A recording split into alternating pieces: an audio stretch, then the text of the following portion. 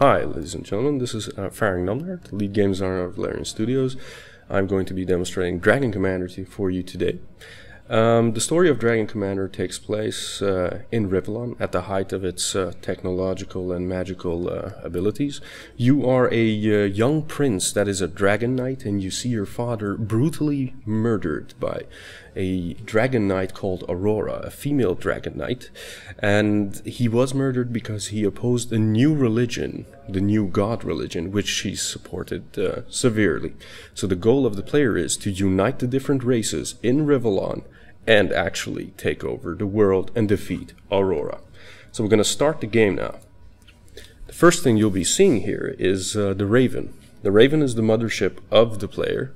This is where you'll be talking to your crew, you'll be doing all your technological upgrades, you'll be buying research for your units, and also addressing your counselors. So that's basically the first of the three phases of the game takes place here. The second phase of the game happens on the tactical map. We're going to access it now. The tactical map, as you can see, is divided into different continents with different colors. At this moment we're in turn 5, so the blue countries are my countries. The red countries are the countries owned by the enemy Dragon Knight. So what you can see here is the red continent. These are the dwarves. Dwarves are very money-minded and capitalistic. We got the green parts. These are the elves. They're very spiritual and nature-minded. We got in the yellow, we got the imps. They're technocrats. They only care about technology and science, and their main goal is to blow up the planet in the sky. Then we also have the lizards, who are libertarians. They don't really care about anything as long as you clean up after yourself. And then we have the capital of Aurora, which is the undead country. And the undead were actually humans that were infected with a sickness that the one god priests healed. So they're very fundamentalist, and they're really supporters of the one god religion. So another aspect of the game, I'm going to zoom in here. As you can see, every country has a gold value. The more countries you have, the more gold you actually earn per turn. Every country also has factories. These factories are useful because these are the only countries you can build units on. Then we also have countries that have this icon. This is the revolt icon. The player has an attitude towards every race in the game. If your attitude is high, your countries are at ease. If the attitude is low, the countries will revolt, unless there is enough military presence or the attitude of the concerning race towards the player is high enough. Now what we're going to do here is we're going to use our units from Crowns First to attack Gremlin, and we're also going to play a card on this particular country. We're going to use the Imposter. It's a special type of ammo that is very useful for the dragon when you get into combat. But before we go on, we're going to go back to the ship and talk to the characters on board. So first of all, we're going to talk to my Imp advisor. He'll give me some info on what's going on in the whoa, wait a second, are we recording sound? We are, Jesus, sorry. Before we go on, we're going to talk to the Imp advisor and get an update of our kingdom situation. Good news, Commander. The strategic situation in the Elven realm is getting better by the minute. So as you can see, he's telling us that our alliance with the elves is very good. We're married to the elven princess Lohana, and she's a very sweet lady, and she actually increased our attitude with the elves, which is really useful because it allows us to keep our attitude at a high level and make sure the countries of Aurora are revolting, the elven countries that she owns. Then we're going to talk to the elf counselor. The elf counselor, actually all the counselors in the game will present me with situations and questions in my empire, and these questions are selected from things and political agendas and situations that have occurred in the last 5-6 years in all the countries all over the world. So they're very recognizable, and people will have strong opinions about them, so it's going to be fun to see them struggle with those. So let's talk to the elf counselor and see what he's got to say. Commander, the war effort is going well, but Aurora still outnumbers us. It has been suggested that we release all prisoners and draft them into the army.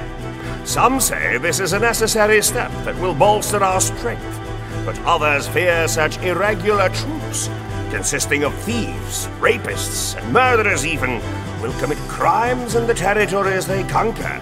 So, What do you say, Commander? Should we draft all prisoners into our armies? So as you can see by his reaction, he's not too pleased with the option of allowing prisoners into the army. But I think it's a good idea because we might gain some extra units because of this. So we're just going to go ahead and say yes. It shall be done. May the gods protect the civilians these brutes meet on their way. Okay, so as a reward for answering these questions, we actually get a card. These cards are distributed throughout the game, so whenever you talk to characters or help them solve key issues, you get these cards. This is a card that allows me to summon an additional army during the combat in order to help me on the strategy map. Now before we go on, I would like to go to the bedroom so we can show you our elven princess, Lohanna. So let's talk to Lohanna and see what's on her mind. Darling, there you are. I've been so anxious to speak to you. Please, listen well, for people's lives depend on it. Now before we continue, I would like to stress that the voices you're hearing now are stuffed voices, and they will be replaced with professional voice actors in the final build. Now, the situation she's presenting me with, she's concerned about all the wounded soldiers that we have on the field, and what she wants is to allow me she wants me to allow the one god priests to interfere and start healing the soldiers we have on the field. Now this sounds okay, but the trade-off is the one god soldiers, the one god priests, excuse me, they want to take the children of the land to a island which is called the Island of Eternity, and they brainwash them and use them as soldiers and do kind of funny things with them.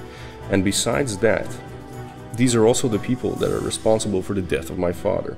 So we're gonna say absolutely not, these false prophets won't have more of the land's children. I understand, I do. It's just such a tragedy to leave those poor warriors to die. Why can't these one god worshippers ever do a thing without demanding that bizarre toll? Alright, so she's going to reward us with another card. This is the Wrath of the Seven Gods. Now the Seven Gods religion is the religion that we support, and the elves as well. If we play this card, our damage output will increase 40% during a battle. So that's a very useful card. Now we're going to head back to the war room, and we're going to finish what we started, attack the country. So we're going to end the turn now, and as you can see, the enemy AI is making its movement. They're moving around. Aurora is actually fortifying her borders near my countries, and she's moving in her units from the far north.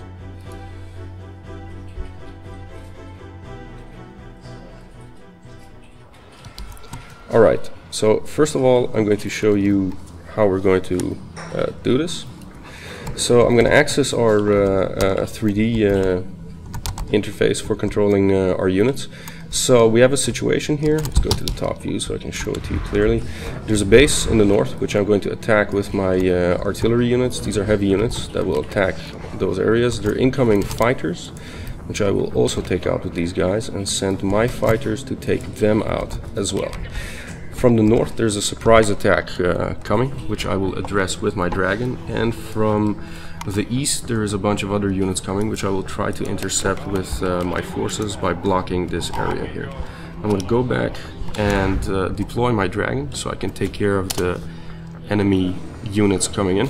My dragon actually has a jetpack. This jetpack is really useful because I can rocket my way around the level, and I can also slow down time for evading bullets and lining up to take better shots. So right now I'm going to take care of their artillery.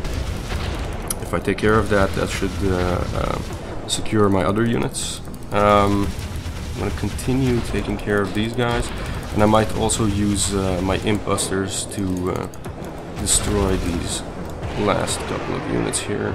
Excellent. And in the meantime, my artillery is hammering their anti-air cannons. The little mine you saw there is actually the anti-dragon upgrade of the tank units. These are very useful in multiplayer because the player needs some way to defend himself against the enemy dragon. I'm just gonna fly in and take care of these guys. This yellow beam that's latched onto me is actually the anti-dragon upgrade of the fighters. They actually killed me because of that. When it latches onto the dragon, it slows me down by 10%, and there can be up to 10 of these things attached to the dragon and you can't move anymore, and you'll be done with. Okay, right now the fighters of the enemy are actually hammering me from the side, so I gotta take my tanks out of here and make sure these guys engage the fighters. These are hunters. They're specifically good against fighters, but they're pretty vulnerable against the tanks. So I'm gonna spawn here with my dragon, fly in and try to assist a little in the situation we're going through. So I'm gonna take care of these guys, maybe use again one of my imbusters from the card we played, which is quite useful. I'll take out some of these enemies. See, they're using the anti-dragon device on me again, which we're going to block. And we're going to be in a better situation here, so we can actually take out these guys. And I'm taking a kind of a beating here because I'm not micromanaging this good enough. But if we go to the strategy view again in 3D, I can actually manage this better and have my guys attack them full force. And right now they're actually getting their ass kicked by my units, which is fantastic. I'm just gonna spawn here and show you the sights and sounds of the level, so you can actually get an idea of what the game looks like. So okay, we won this battle successfully, which is really good, because now we'll be able to invade the Dwarven area that belongs to Aurora. So as you can see, we took this over, and the next turn actually starts.